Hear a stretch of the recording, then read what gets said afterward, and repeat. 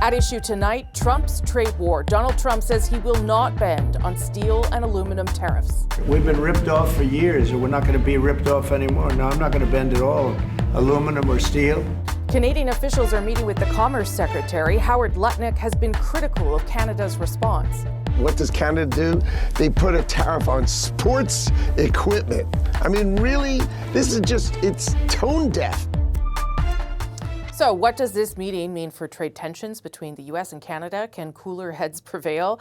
I'm Rosemary Barton here to break it down again tonight. Chantal Hébert, Andrew Coyne, Althea Raj. Good to see everyone. I mean, we are talking tariffs pretty much every week, but it's because they're on, they're off, they're back on. What I think was interesting this week, beyond that, was the way Howard Lutnick reached out to Doug Ford, asked for a meeting. Doug Ford, not going ahead with the tariffs on energy. There's some interesting moves there, and I'm not sure what, if anything, they tell us. Chantal. And then you turn to me. And then I turn to you. Yeah, right. I'm not sure that they mean a lot. I think what we've seen over the past month and a half is that it doesn't really matter what any Secretary of State in this cabinet says, because in the end, the mood that Donald Trump has, depending on the time of the day or the night, is going to dictate for at least a few hours what policy will be in place. So whatever, it may have been a productive meeting. I don't know. We weren't in the room. No. But whether that is a step forward, I very much doubt. Why? Because I'm not convinced that it has any impact on where Donald Trump is going to take this. I believe the only thing that can have impact on this president and this administration is pressure from American voters and American business, not meeting with whoever, and as well-meaning and effective as they may be, Canadian politicians. But surely that proves the point a little bit, Andrew, that the tariff on energy that Doug Ford was threatening, 25% tariff, got their attention, and to the point that Howard Lutnick had to call him, and then the president rolled back the additional tariffs on steel and aluminum. He was threatening 50%. I mean, does that not show that some part of our strategy is working? Some part is. I'm not sure this part is. I think these meetings are, if anything, worse than useless. The premise of them is there's some set of demands, some reasonable demands that the United States has that we can at least go partway to meeting. And if we do that, we'll somehow resolve this conflict and put it to bed. I don't see any evidence that there's any such demands. I think Canadian negotiators or Canadian government officials have tried in vain to find out what exactly might be those sort of demands. And I'll repeat what the Prime Minister said, that the most likely scenario, the most likely explanation of whatever is going through Donald Trump's head is that this is purely punitive, this is purely designed to harm the Canadian economy with a long-run ambition of making it so painful and so difficult to carry on as a country that people will be suing for peace, suing for annexation. Whether or not that's the case, it doesn't seem to me to be anything achieved by this except to make this normalized, to make them look reasonable, like they're involved in some kind of actual negotiation. As Chantal said, our best weapon in this is American public opinion. And every time the president slams on tariffs on Canadian exports and imports into the United States, he's hurting his own consumers and losing part of his base. So the best thing that we can do, it seems to me, is to keep the pressure on. Every time we apply tariffs, we may not be hurting them much directly with our tariffs, but we goad them into overreacting the way that the president is given to doing, and disqualifying himself and making himself look, as what he is, extreme and irrational. Althea? I think two things happened this week. One is actually Doug Ford was more successful perhaps than he intended to be, in the sense that his message on American TV networks is going through. You know, the questions are being asked in the White House briefing, but in the White House briefings about the tariffs.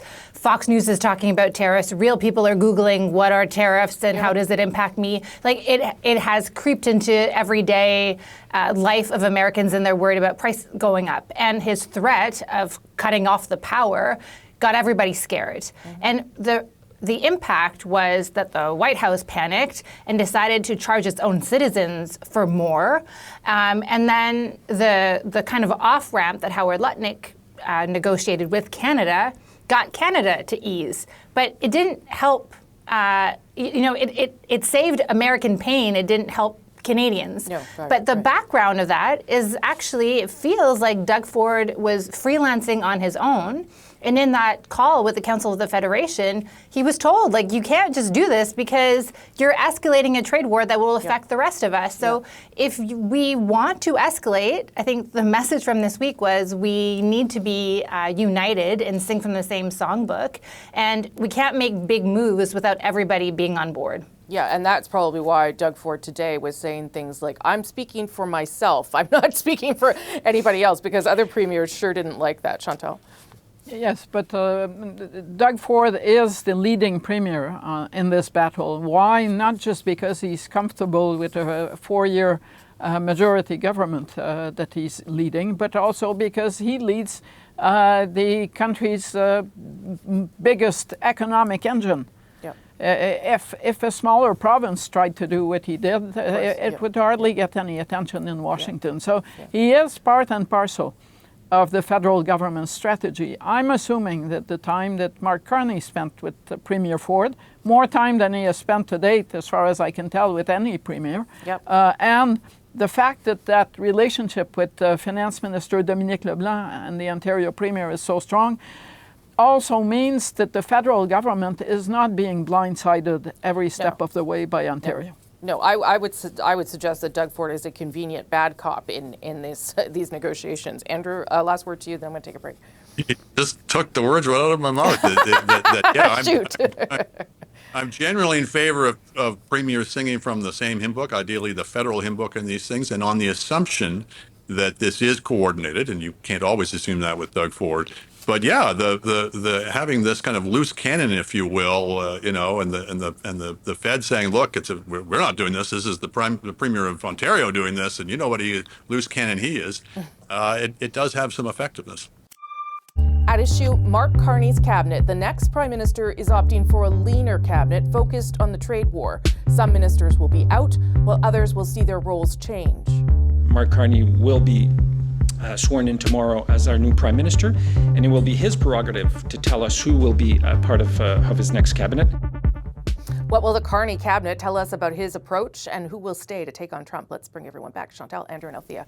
Althea, we are all sort of doing what we do in Ottawa, which is trying to figure out who's going, who's staying. We don't always know, but we have a couple of things that we do know in terms of who's staying. Melanie Joly, for instance, staying in the role of Minister of Foreign Affairs. What are you going to be watching for tomorrow? Well, basically, how much change is Mark Carney bringing? So we already know that the cabinet will be much smaller. How small, we don't yet know. I've tried to count. I can't get below 21, so I'm guessing it's around that. There already have been signals of huge changes. Some caucus members are calling it a purge. Mark Miller at Immigration, Mark Holland at Health. In some cases, I think these were surprises. Mr. Holland announced that he is not running again.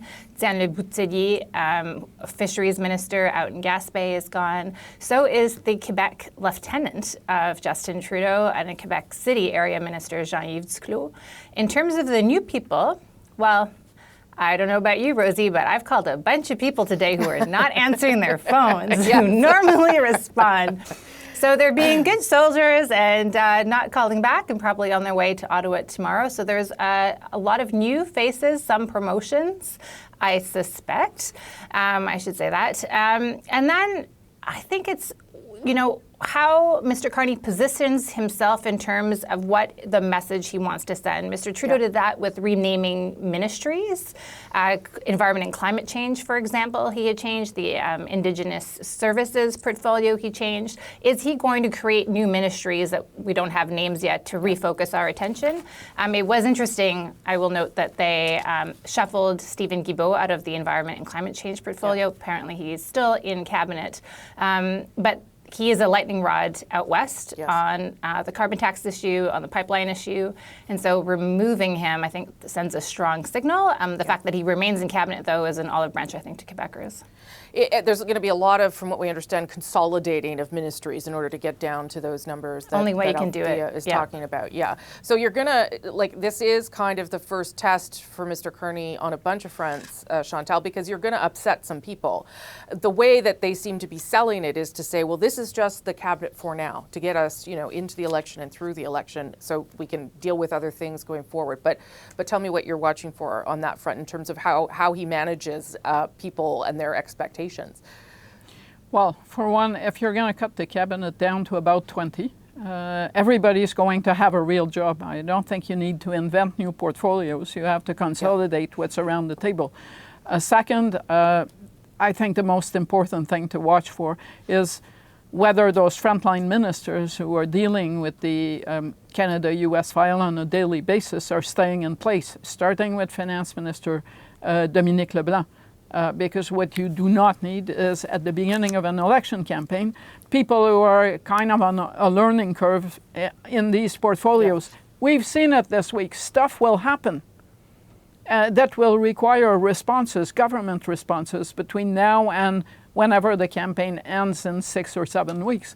So you need ministers who actually know what they're doing, who have staff in place. Yeah. Finally, yes, Stephen Guilbeault, as far as I can tell, I'm told, is getting larger responsibilities. And he would be. If you're staying, you're getting more work. Yeah. Because there is less bodies around the table. Yeah. So it's not a demotion.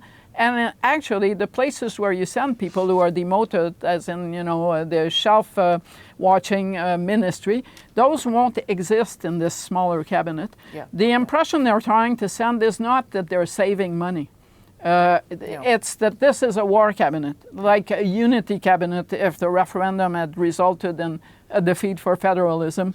A smaller team to be more focused on what they will describe for the entire campaign as an existential crisis. Yeah. Andrew, and then I know you went back in there, Althea. Andrew? I will leave to my colleagues the speculation on who will occupy which post, but to me, the absolute revolution in this is the numbers. If they come in with a cabinet of less than 20, that will be the smallest cabinet since the 1950s. Yeah. It's not coincidental that the decline of cabinet as a decision-making body and of cabinet ministers as having any real responsibilities coincided with the rapid expansion to these ridiculous numbers where we've had close to 40 cabinet ministers. The larger the cabinet, the smaller the minister. When you have 12 ministers or 15 or 20 ministers around the table, they're all basically players. When you have 40, they basically turn into ants. And to get to those numbers, you have this proliferation of meaningless titles, overlapping responsibilities where it's not clear who's really responsible for what. They're basically handed out as tokens and as baubles to coveted interest groups or demographics or regions of the country, and we get further and further away from the actual business of cabinet, which is governing the country. If you cut it down to less than 20 or even close to 20, you are sending a signal that cabinet government is back. You are sending a signal that we are in serious times and we need a serious governing model. You are certainly sending a signal that you have made a major break with the way in which this country has been governed, not just under Justin Trudeau, but under a number of previous prime ministers. Yeah, so it would send that message of change that he's hoping to be able to send here, while he still has to keep some of those key figures inside in some way. Althea, then Chantal. Okay, a few things. Yeah. On the unity thing, one of the big things to watch tomorrow is there an actual surprise? Is he reaching out across the aisle and putting people from different partisan stripe in his actual cabinet? What happens to Karina Gould and Chrystia Freeland? Ms. Freeland seems to suggest that she's in there. We haven't heard peep squat from Karina Gould. If she is not in there, I know she represents a left side of the flank that Mr. Carney is not necessarily a fan of, but there will be some management of caucus that will need to be done on that. On the question of such a small cabinet, it means that representation somewhere will suffer. Either it's regional representation, or it's gender, or it's ethnicity, or it's religion, and those stakeholders will also take some management because they are not going to be happy. Yeah. And last, I would say on the whole, the original team behind the Canada-U.S. response, I think we had spoken about that last week. Yep. I don't expect a lot of changes, but I do think that Dominique LeBlanc could easily move over to a portfolio, a Canada-U.S. portfolio in my imaginary cabinet, Canada-U.S. intergovernmental affairs portfolio, because he doesn't need to have the finance behind him. And frankly, a budget is about to be delivered in about about 2.5 months. And it might be good to have somebody who actually is more focused on the finances of the country than Dominic LeBlanc's skills, which are frankly people skills that are attuned to the Canada-U.S. intergovernmental. And we see that with Doug Ford and this, the meeting with Lutnick, for example. Yeah, I have also heard that theory that there's a way to move him around so that he's doing the things that he's best at and let someone deal with, like, to your point, the budget and the other things, Chantal. But the last time we talked about a lead minister on Canada-U.S. who wasn't finance or foreign affairs was a minister who didn't have a ministry. That's right. And it's all nice to say intergovernmental affairs, but you're kind of not putting the way behind the title that you should be, and that rightly Chrystia Freeland declined on that basis. So we'll see tomorrow on that particular thing. Yes, representation will be diminished. I'm wondering, looking at all the names of people who aren't in cabinet, whether there will be more than one minister east of Montreal, and what does that mean for the battle against the Bloc Québécois in most of Quebec's territory. But this is basically Mr. Carney's way of saying, and one, I'm a changed prime minister, and two, I have one file that I want the focus to be on. A final word on Karina Gould. She's from Burlington. Sometimes you feel like déjà vu. I watched Paul Martin become prime minister and then find a way to send out of cabinet and caucus Sheila Copps. Who was from the same area, and I'm thinking, is history really, really going to repeat itself? And by the way, that sent a really bad signal to a large section of the Liberal Party and to many, many female voters. Yeah, he paid the price for that one, for sure. Quick 10 seconds to you, Andrew. Just two quick things. One is it'll be interesting. There's been some talk that he might appoint a conservative, small C or large C to the cabinet. That will be interesting to see in terms of national unity. And the other thing, and Chantal's made this point many times, is what's going to be the response in terms of the cabinet making of Pierre Poilievre? He's been the front runner for so long. He certainly had the opportunity to be able to attract people to run for him with the promise of cabinet posts. Can he put up a cabinet that is of equal stature or comparable stature to the one that Carney's going to unveil? At issue, 24 Sussex, the Prime Minister's official residence, has been in disrepair since 2015, with issues of mold, rodents, and lead. But in one of his last acts as Prime Minister, Justin Trudeau is calling to remove the politics to save the building. Is this solution viable? Will the famous address ever get fixed? Let's bring everybody back. Chantal, Andrew, and Althea. I know you've talked about this for many, many, many years, but I will tell you that it is one of those stories and issues that Canadians do care about. I don't know whether this has any weight at all. Prime Minister Trudeau is doing it on his way out the door, but he's at least trying to come up with a solution that removes the politics from this. Althea. Well, he could have come up with the solution 9 years ago. Yes, I'm sorry. I'm going to appoint, please, Minister, appoint that actually now no longer has a job, but please, Minister, with 2 days left, appoint a nonpartisan advisory committee filled with former parliamentarians of different stripe to tell me what to do with this property. I mean, come on. That's not, I don't even know why they bothered doing that other than we would have written, oh, he left 24 Sussex in disrepair for 9 years. So no, I don't think that that's a real solution. I'm not saying that the suggestion is not necessarily a good one, but it could have come a lot earlier. And the CBC was reporting that, the cost of fixing 24 Sussex is just continuing to balloon. And it's not just that it could be upwards of $100 million. It's that the NCC, even 15 years ago, had on its plans some very grandiose plans, which included building basically the White House down on Sussex at a cost of $400 million. The costs of fixing this property are going to be insane, and I think the Canadians just need to accept that it's going to cost more than we think, because the security has to cost a lot more than we think. The building is so close to the road, and unless they move the road, they have to fence in the building with some sort of steel, so there's no truck bombs. I'm probably saying things I shouldn't be saying out loud, but it is a big problem, and so if that building remains in that corner, it will continue to be a security risk that needs to be addressed with a lot of money. I mean, I take your point, but I do think that Justin Trudeau cares about the residents because of his personal connection to it. Well, then why didn't he act earlier? I don't know. I'm not going to make excuses for him, Chantal. I don't think he cared about it enough to want to live in it or force his children to live in it. No, definitely not. Actually, I predicted early on that he would never live in it. Yeah. And the best way to avoid that was to do nothing about it. That being said, I do find merit to the proposal because it's kind of becoming a stupid argument. Whoever becomes prime minister doesn't want to act because, etc. So yes, maybe giving all these people who have apparently so much to contribute and who are former prime ministers something to do by putting them around the same table so that they can talk about the future and make a recommendation. Maybe that would take the next prime minister or the one after that out of the impasse of making a decision. I mean, the last time I was there, because sometimes journalists got invited there, was with Stephen Harper, and he lived there. So you would think that maybe he has some sort of interest in this issue. I don't know. He raised his children there, for a large part of their life too. So I don't know. Andrew. We've all been talking about how we need more grown-ups in government. We also need to grow up as a country on this issue. The prime minister has to have an official residence.